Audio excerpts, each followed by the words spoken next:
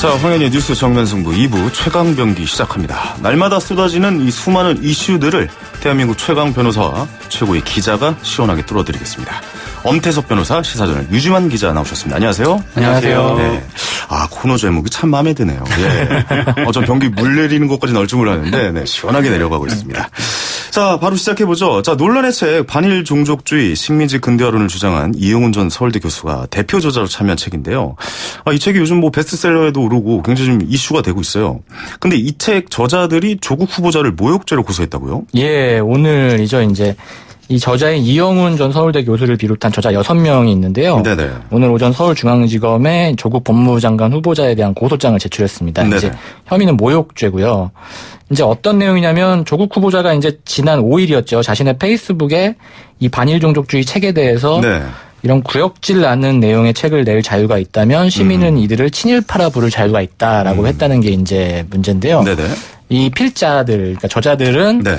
조국 후보자가 책은 읽지도 않고 읽지도 않은 것 같다. 뭐 이렇게 언론의 칼럼을 인용해서 필자들의 이제 주장을 이제 일방적으로 비난했다. 네. 뭐 하지만 이제 반일 종족주의 어디에도 일제 식민 지배 기간에 반인권적 혹은 반일륜적 만행이 없었다는 변호는 하지 않았다. 그러니까 우리가 마치 그런 변호까지 한 걸로 보였지만 그러지 네. 않았다. 그리고 조국 후보자가 근거 없이 이 책을 비방하고 필자들을 매도해서 학자로서의 명예를 훼손하고 인격을 모독했다라고 네네. 주장을 했습니다. 네.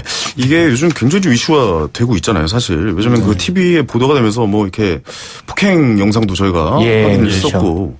그러니까 책에 좀 사람들이 많이 관심을 보이는 거 있는 것 같은데, 그러니까 어떤 주장이 담겨져 있는지 좀 알려주시겠습니까, 책에? 이게 내용, 사실 뭐 저도 직접 보지는 않았습니다. 사실 보고 싶지도 않았어요. 그 제목도 그렇고. 보고 싶지도 않다. 목차만 봐도 사실은 그 내용이 워낙 좀 그 일반적이고 보편적인 가치에서는 많이 동떨어진 내용들이 워낙 많았었기 때문에 그렇긴 했지만 뭐 심지어 이 보수 진영의 그 홍준표 전 대표 같은 경우도 그 SNS를 통해서 이건 아니다 싶다. 오히려. 네. 보수 진영에서. 그리고 장제원 의원도 뭐 읽는 내내 심한 두통을 느꼈다. 네, 문장 하나하나 잔인하다라고 표현했을 정도로 내용이 좀 이건 아니다 싶은 정도의 내용들이 있는데. 그러니까 보수 입장에서 볼 때도 야, 이렇게까지 책을 쓰냐 뭐 이렇게 좀 평가를 하나 봐요. 특히나 이제 위안부 이제 성노예 문제죠. 이 문제도 뭐 매춘, 자발적 매춘이다라는 그런 취지의 발언들도 좀 있는 것 같고 성매매입니다. 그리고 뭐 공창제 등을 이제 언급하면서 정말 그 위안부 할머니들의 가슴을 아프게 할 만한 그런 내용들이 들어가 있었던 것으로 보이고 강제징용 문제도 이제 거론을 했는데 뭐 일자리 찾아서 자발적으로 간 것이다라든가 뭐 이런 식의 내용들이 있었어요. 이게 다 문제가 되는 내용들이죠. 어떻게 과연 이런 것을 책으로 만들었을지 저도 좀 약간 의구심이 들 정도로 너무 당황스러운데요. 또 민감한 독도 문제도 한국 영토임을 증명하기 위해 국제사회에 제시할 증거는 하나도 존재하지 않는다는 식의 또 전 제가 봤을 때 했어요, 이거 일본 사람도 이렇게는 안 쓸 것 같다라는 생각도 좀 들기도 해요. 그렇죠. 자, 그럼 책 내용을 근거로 했을 때 조국 후보자가 모욕죄로 어떻게 좀 처벌을 받을 수 있는 겁니까? 이게 이제 모욕죄는 이제 책의 내용하고는 사실상은 좀 무관할 수가 있어요. 책의 내용과는 다르다. 책의 내용의 어떤 당위성을 떠나서 뭐 당위성과 관련해서는 저는 분명히 반대하고 그와 관련해서는 여러 반대 의견들이 있지만 모욕죄는 어쨌거나 표현의 문제인 것이거든요. 표현의 문제인 것이다. 조국 교수가 그 SNS를 통해서 이제 구역질 난다라든가 혹은 뭐 친일, 매국노, 그다음에 뭐 부역자 이런 표현들을 올린 것은 그 자체로는 모욕죄가 성립될 가능성도 있긴 있습니다. 있긴 있습니까? 그러니까 단어 선택에 있어서 그 사람이 모욕을 느끼면은 그 모욕죄가 성립이 되는 거죠. 이제 그 어떤 사람의 사회적 평가를 저하시킬 만한 추상적인 표현, 혹은 뭐 경멸적 표현 이런 것들이 들어가는 경우에는 모욕죄 성립이 가능은 하고 또 한편으로는 뭐 최근에 보니까 그 사법시험 존치 모임에서도 조국 교수를 명예훼손, 모욕 말고 명예훼손으로 고발한 사례도 있더라고요. 보니까 그래서 그러니까 이 모욕죄라든가 명예훼손죄 성립 문제는 책의 내용하고는 좀 별개로 판단을 해야 될 부분이 아닐까 싶은 생각입니다. 그러니까 책의 내용과는 별개로 이제 SNS 상에서 올린 그 단어 선택과 그 문장에 대해서 한번 이야기를 나눠야 된다. 그렇게 봐야 되겠군요.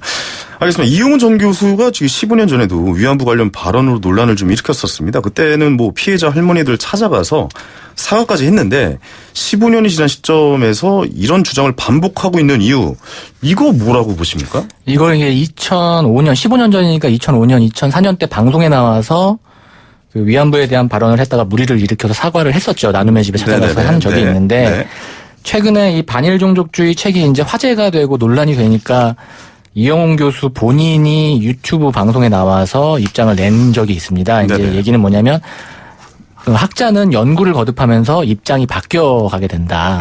그리고 그때는 이런 연구가 조금 부족했지만 내 생각이 달라졌다. 지금은 계속 발전을 시켜서 이제 확신을 하겠다. 뭐 이런 취지의 얘기를 그러니까 했습니다. 예. 더 배우니까 그때 내가 사과한 것 자체가 잘못이다. 예. 뭐 그렇게 해석을 해야 되나요? 더 논란이 강화되는 거죠. 오히려 그러네요. 본인 소신이라는. 과거에는 약간 아닐 수도 있다는 생각을 하면서 연구를 했지만 지금 해보니 내 말이 맞았다라는 생각을 하게 됐다. 뭐 이런 주장이죠. 거기 덧붙여서 본인이 여러 가지 사료를 깊이 있게 연구해서 이와 같은 결론을 냈다라고 하는데 그 사료들 사실 이제 학자라고 한다면 다양한 자료들을 바탕으로 그리고 본인의 어떤 소신이나 의사하고는 반대되는 입장의 통계 자료나 역사적인 어떤 사료들 이런 것들도 당연히 근거로 해야 되는데 이분은 본인한테 유리한 본인의 의사를 뒷받침할 만한 그런 내용의 사료들만을 연구하신 것 같아요 보니까. 그러니까 보고 싶은 것만 봤다. 그렇죠. 뭐 이렇게 해석을 해야 됩니까? 네덜란드 그 정보부대 문건에서도 보면 강제로 여성을 동원했다는 내용은 분명히 나오거든요. 거기는 정확하게 명시돼 있죠. 나와 있죠. 일본 문건에도 그리고 일본의 언론에서도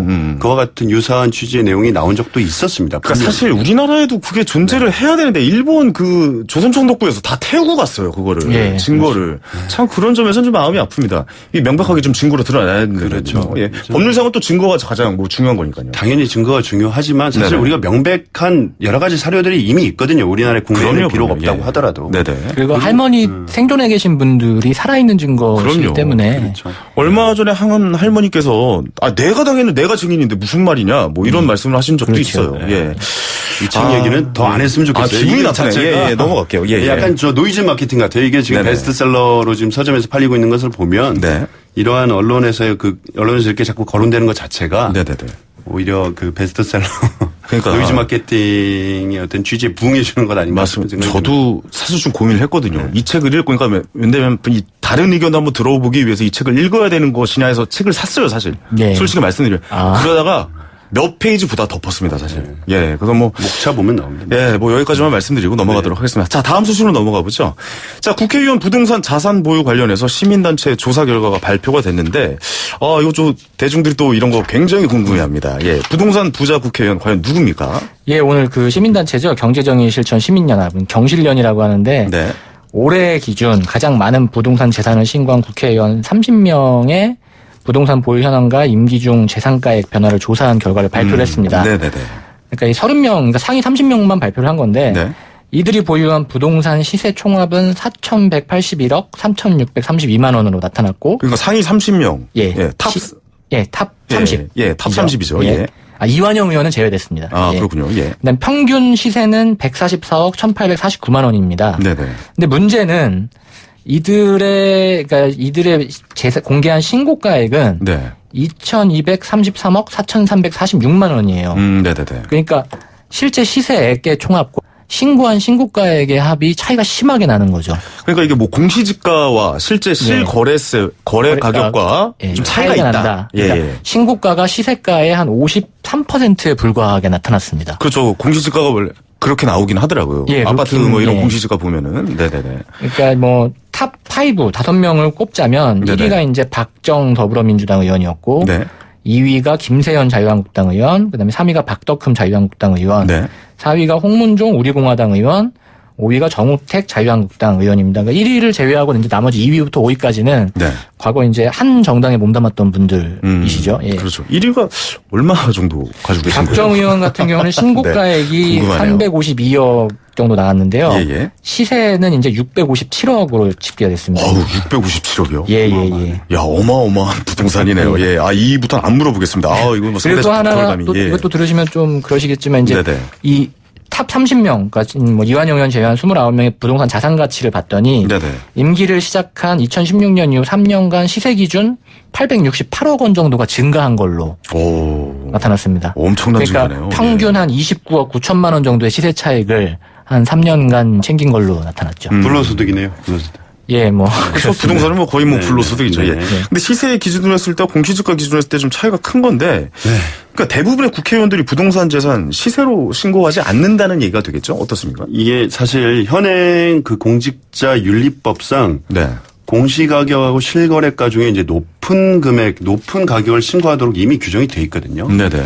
이게 선택적이 아니라 둘 중에 높은 가격을 신고하도록 이렇게 규정이 되어 있는데. 법적으로 완전 규제가 되어 있군요. 이미 공직자윤리법에 되어 있습니다. 근데 일부러 뭐 의도적으로 낮춰서 신고를 한 것이다라고 봐도 되는 겁니까? 축소해서 공개했다라고 볼 수가 있고 이것뿐만이 아닙니다. 사실 고지를 거부한 사례도 있거든요. 고지를 안 하겠다. 고위공직자의 경우에는 이제 뭐 직계 존속이라든가 비속의 경우에는 그 같이 그 재산을 공개를 할 의무가 있는데 뭐 예를 들어서 가족 독립생계를 그러니까 가족이 독립생계를 유지한다든가 혹은 타인 부양 뭐 이런 것들을 이유로 재산 고지를 거부했죠. 그걸로 인해서 결국은 이제 상대적으로 재산이 축소되는 결과 정당한 재산 파악도 좀 어렵게 되고. 아니 그건 그럼 뭐 강제적으로 이렇게 공개하게 할 수 있는 그런 법은 없는 겁니까?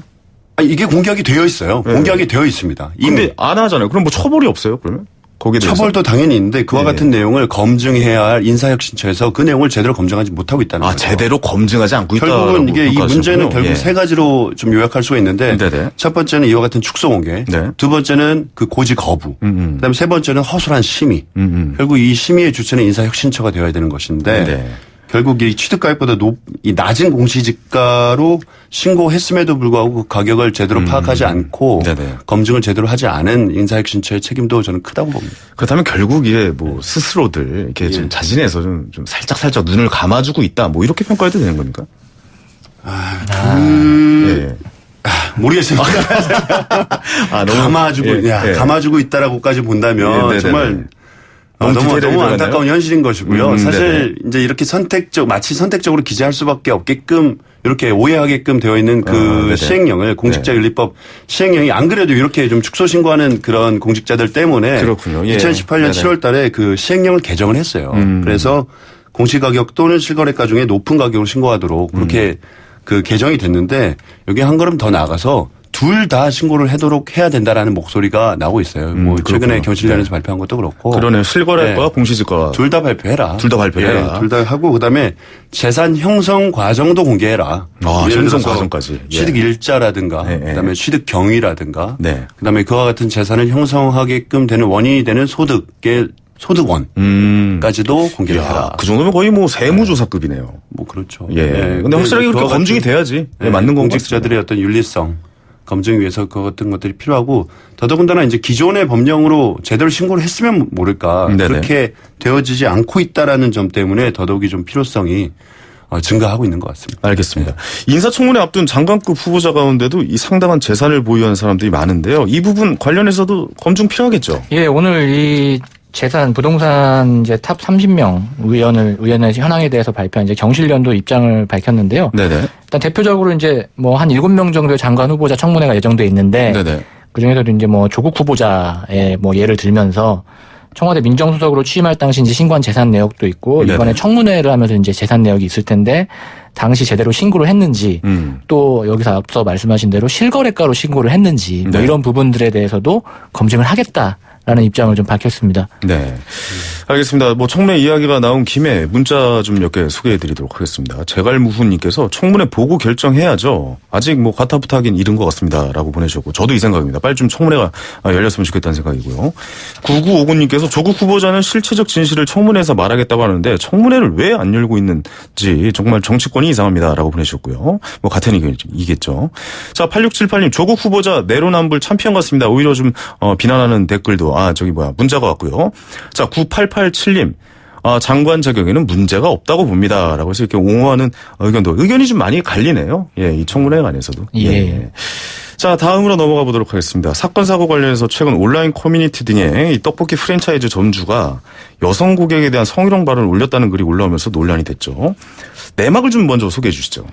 이게 등촌동에 있는 이제 떡볶이점. 저기 순화해서 좀 부탁드릴게요. 너무 적나라하면 안 되니까. 떡볶이점 상호도 뭐 검색을 하시면 다 나올 테니까. 나옵니다. 떡볶이점이 있는데요. 이제 이게 프랜차이즈 지점입니다. 그런데 이제 자신의 SNS에 제가 읽기는 참 민망한 그런 내용에 이거는 포털 사이트에 검색을 해보시면 나옵니다. 네네네. 아주 굉장히 민망한 내용의 글들을 올렸습니다. 그렇습니다. 특히 이제 뭐 배달 가는 과정에서 뭐 경험한 얘기 같은 것도 썼었고요. 네네.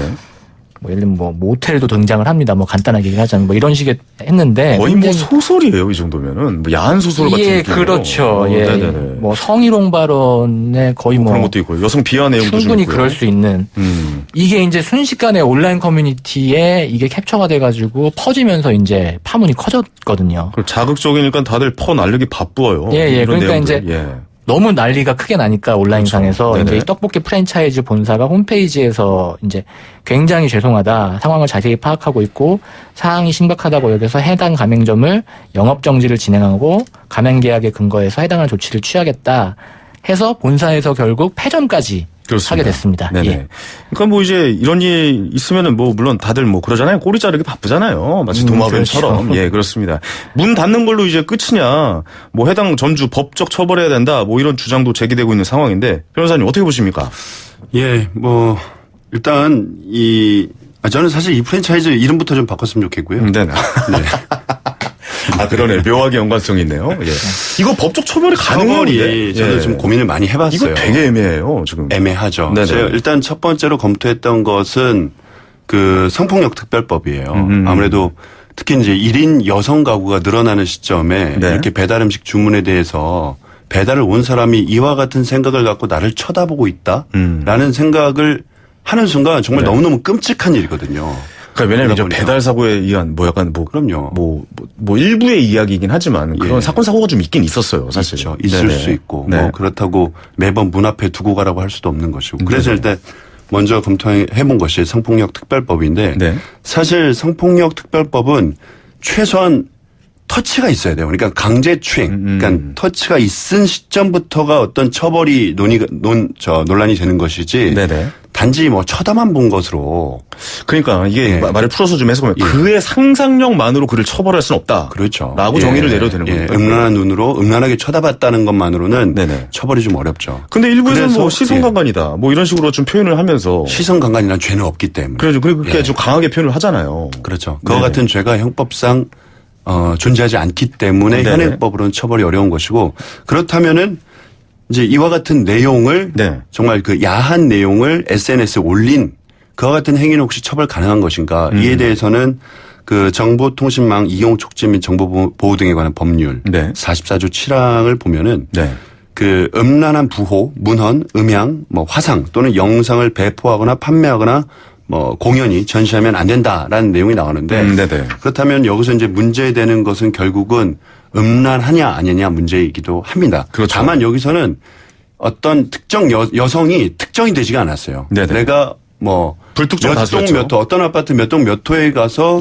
그 어떤 여성 거기에 거주하고 있는 여성 정도까지만 특정이 된다고 하더라도 명예훼손죄 검토가 가능할 텐데 지금 사안은 어떤 특정 여성이 특정이 되지 않았기 때문에 이런 음란물 배포와 관련된 혐의를 검토할 수가 있는데. 그럼 음란물 유포죄도 혐의가 없는 겁니까, 그러면? 그러니까, 그러면 결국 이와 같은 문장들이 음란물이냐, 아니냐. 이게 문제가 되는 거죠. 이거 애매합니다. 과연 처벌이 애매한 상황이죠. 그렇습니다. 사실 그 판례에서 얘기하는 음란물의 개념을 간단하게 소개해드리면. 간단하게 좀 부탁드릴게요. 간단하게. 이 사회 통념상 일반 보통인의 성욕을 자극해서 성적 흥분을 유발하고 정상적인 성적 수치심을 해해서 성적 도의관념에 반하는 거 굉장히 어렵게 써 있는데 쉽게 말하면 단순히 저속하다는 표현을 넘어서 노골적으로 사람의 특정 성적 부위를 적나라하게 표현 거의 뭐 야동 수준 특정 부위가 노출이 돼야 되는 수준 그 정도 수준에 이르러야 되는데 상대방이 또 불쾌감을 느껴요. 이거는 그 정도 수위까지는 길 수도 있고 아닐 수도 있고 제가 그 내용을 다 살펴보진 않았지만 그래서 음란물인지 아닌지에 대한 논란이 그러니까 그 부분이 문제가 될 것으로 보입니다. 그 정도까지는 아니다. 그래서 법적 처벌이 애매할 수도 있다. 물론 처벌을 하고 싶습니다. 처벌하고 싶고 이와 같은 상황을 접한 여성들은 얼마나 끔찍하겠습니까? 당한 분들 민사소송도 안 되는 겁니까 그러면?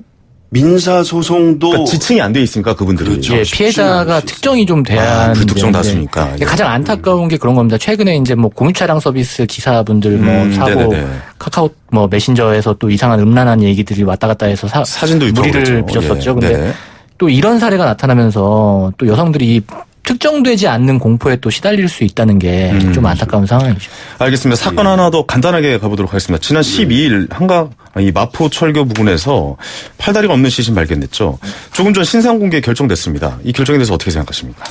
예, 오늘 딱 신상 공개가 이 방송 직전에 결정이 좀 됐습니다. 네네네. 피의자 이름이 이제 장대호로 했는데 네. 경기 북부지방경찰청이 오후 2시부터 전문가를 통한 신상정보공개심의위원회를 열어서 범행 수단이 잔인하고 중대한 피해가 발생했고 범행을 입증한 충분한 증거도 확보해서 공개를 결정을 했습니다. 네네. 이분의 혐의는 이제 지난 8일이었죠. 이제 거기 투숙객을 살해하고 시신을 훼손해가지고 유기한 혐의인데 숙박비를 안 주려 하고 반말을 했다는 이유인데 이분이 오히려 이제 자수를 하면서 이 사건이 이제 밝혀지게 됐는데 네네. 이분이 오히려 공분을 산 거는 피해자가 먼저 시비를 걸고 때렸다면서 피해자를 향해 막말을 서슴지 않았고 그렇죠.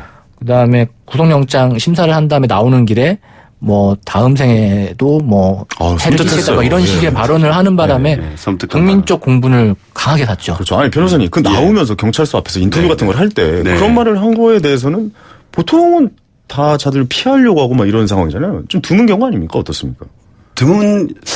굉장히 드문 경우고요. 예.